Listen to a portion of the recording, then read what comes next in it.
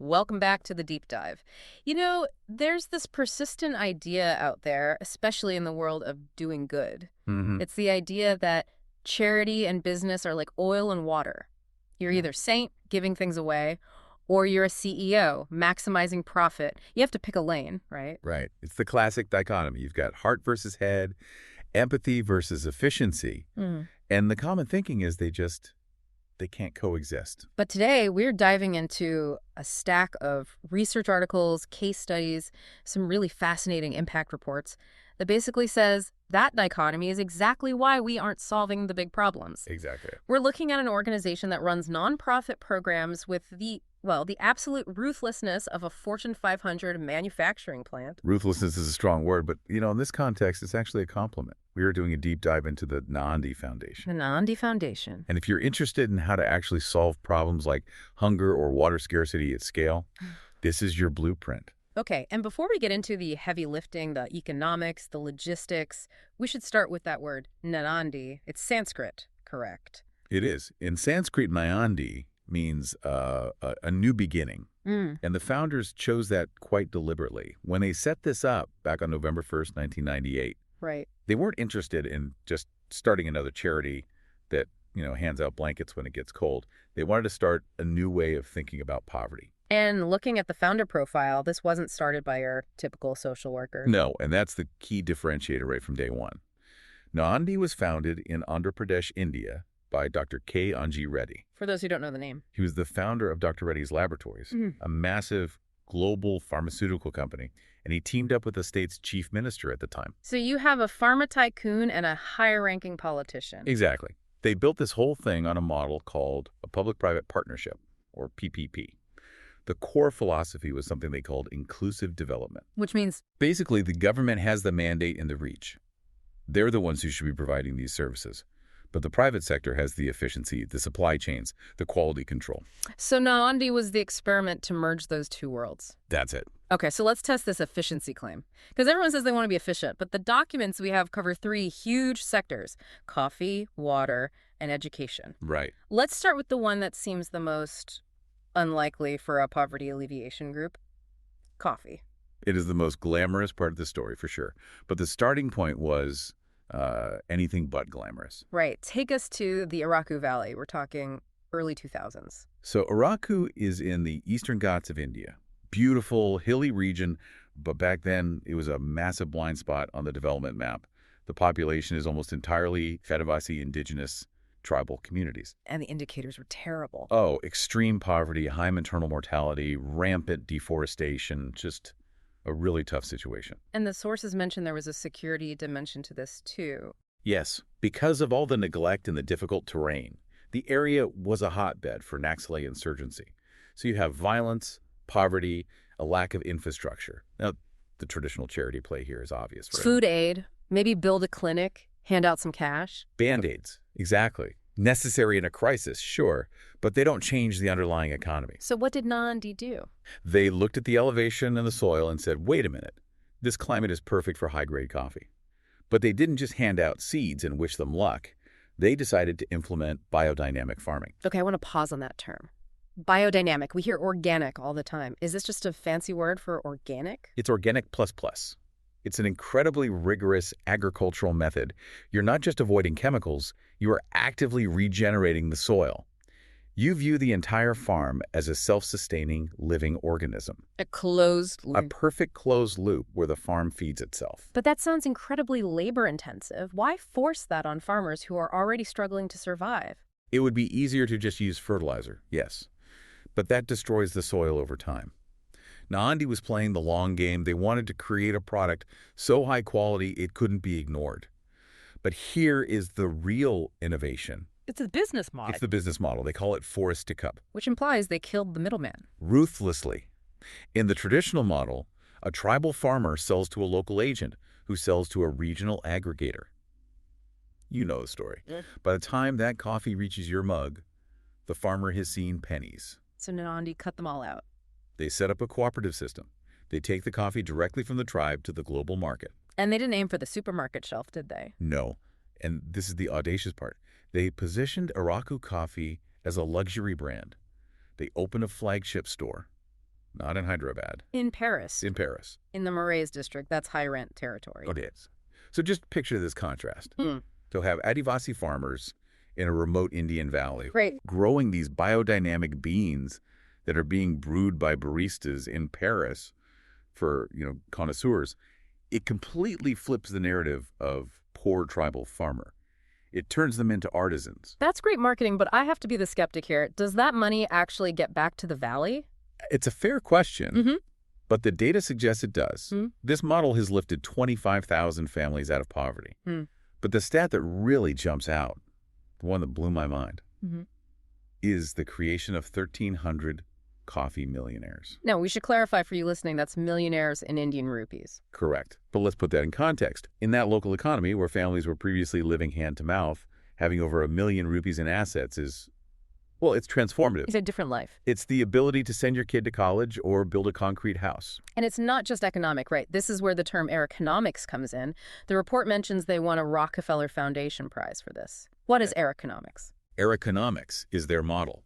It's the synthesis of economic security for the farmer and ecological security for the land. To grow this coffee, they planted nearly 3 million trees to provide shade. So it's agroforestry? Exactly. They restored 6,000 hectares of forest. The estimate is that sequesters about 1 million tons of cupuro. So the profit isn't just cash, it's carbon capture. It proves you don't have to choose between feeding people and saving the planet. So that's the livelihood pillar. Let's pivot to something that feels more basic, but is arguably even harder to get right. Water. This is where the clash between charity and business gets really interesting, maybe even a bit controversial. Because we know the baseline reality in rural India for water safety. It's a crisis. It is. And the standard response for years has been what we call the build and abandon model.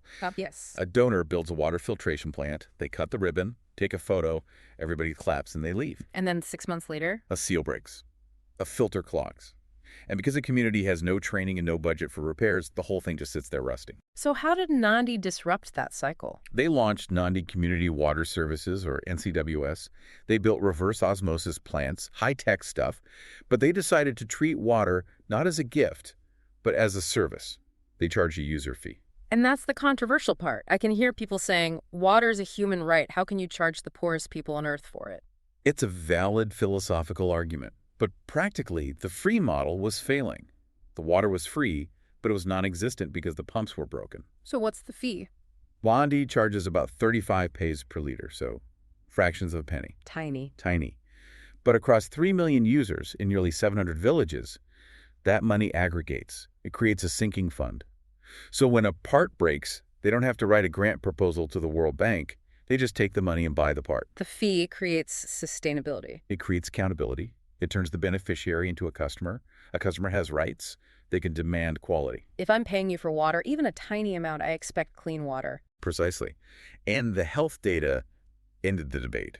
In villages with these centers, diarrhea incidents dropped from 24% to just 1%. That is massive. It is. And families reporting no expenses on waterborne diseases jumped from 9% to 41%. So yeah, they're paying a few rupees for water, but they're saving thousands on doctors and lost wages. But there was a side effect that nobody saw coming. This is my favorite part of the water research. The gender dynamics. It's fascinating sociology. Explain it. In rural India, traditionally, fetching water is women's work. It's drudgery. Men wouldn't be caught dead doing it. It was seen as beneath them. Okay. So how does a water filter change that?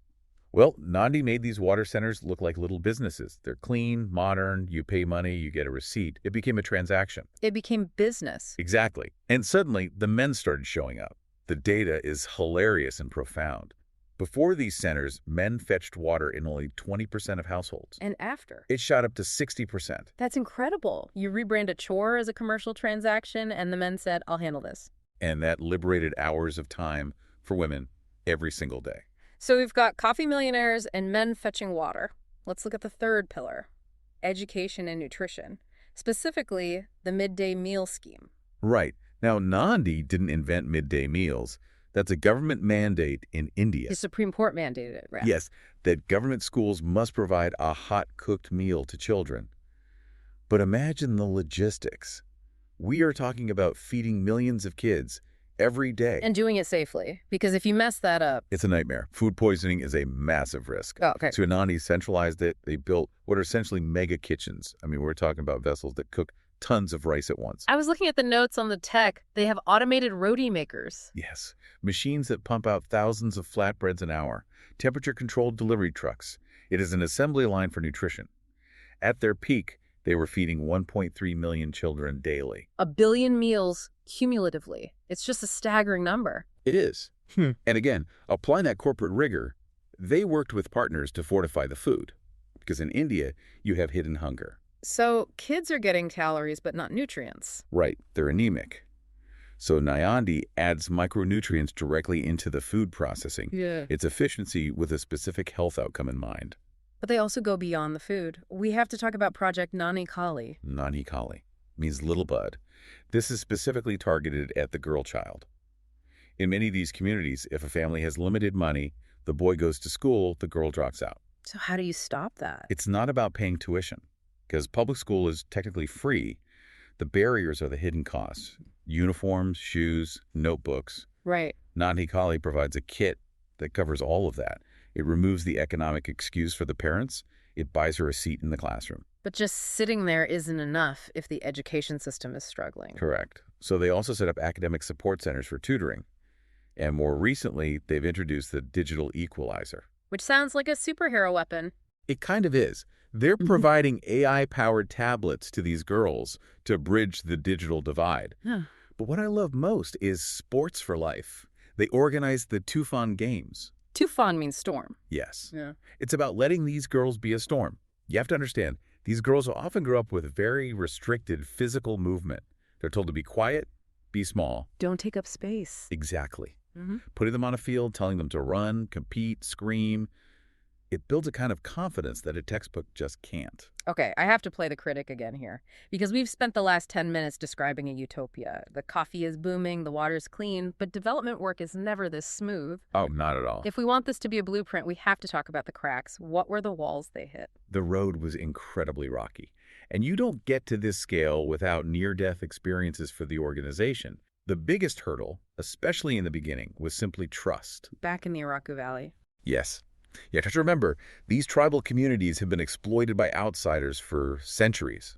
Moneylenders, timber mafias. Yeah. So when Naandi showed up with these fancy plans for organic coffee, the locals basically said, go away. So how did they break that deadlock? You can't just efficiency your way into trust. No. They used a strategy called duck listening. The Naandi staff literally moved into the villages. They lived there for 2 years. 2 years before planting coffee. 2 years of just building relationships. In the beginning, they were communicating with sign language. They had to prove physically that they weren't going to leave. That's incredibly inefficient in the short term. But absolutely necessary for the long term. Yeah. The other massive challenge is the one that kills most nonprofits. Donor fatigue. The money runs out. Always. It always does. Donors love new projects. They hate funding maintenance. Naandi's solution, and this is a key takeaway, is the hybrid model. Explain that. They spun off for-profit entities. Araku Originals, the coffee business, and NCWS, the water business, are social enterprises. They generate revenue. That revenue helps sustain the mission when grant money dries up. It reduces dependency on the begging bowl. Precisely. And the third challenge was quality at scale. We talked about the kitchens. But imagine the risk. If one batch of food is bad, you could make 50,000 kids sick. It's an existential risk. So they adopted ISO certifications and Six Sigma. Six Sigma, that's a manufacturing methodology, right? Used by companies like GE to reduce defects to near zero. Exactly. It's process control. They treat a lunch meal like a precision component. For the water plants, they use remote sensors that ping a central dashboard if the quality varies. They automated quality control. So zooming out, Naandi has been at this for over 25 years. They've evolved from a public trust into what they call a social innovation ecosystem. That's a good way to put it. They're part incubator, part corporation, part grassroots activists. And their goals for 2025 and beyond, they aren't modest. Not at all. They want to support 10 million girls through schooling and into employment. And environmentally, they're aiming to help 100 million farmers plant 1 billion trees. 1 billion trees. It sounds like a made-up number. It does.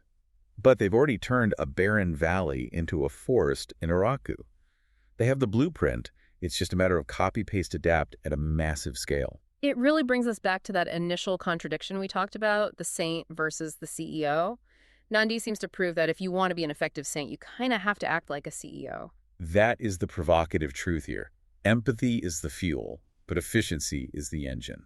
Without the corporate rigor, the supply chains, the ISO standards, the profit models, the empathy just doesn't scale. It stays small. So here's the question we want to leave you with today. If charging the poor for water and selling luxury coffee in Paris is what actually solves poverty, do we need to completely rewrite our definition of what charity looks like? Does true help require a business plan? It's a question worth asking. That's it for this deep dive. Thanks for listening. Thank you. Thank you for listening to Mission Possible, innovating for the world's most marginalized. This podcast is built on the outstanding work of our students, whose curiosity and commitment drive much of the research and storytelling you hear. Each episode is grounded in academic research and shaped through close collaboration with our partners. To learn more about the research and partnerships behind this podcast, feel free to contact us. Thank you for joining.